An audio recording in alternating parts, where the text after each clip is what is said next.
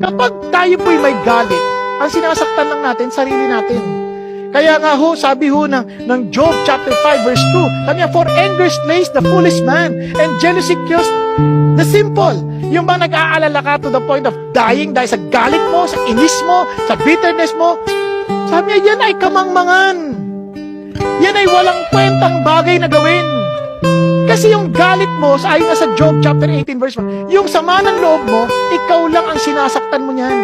Kaya sabi nga sa Good News Version, you're only hurting yourself with your anger.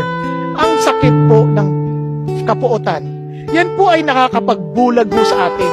Kasi pag napuputo tayo, kasabi ng Lord, do not let the sun go down with your anger. Because we are giving the devil an opportunity. Ang ating isip, ang nagdudulot ng ating nararamdaman.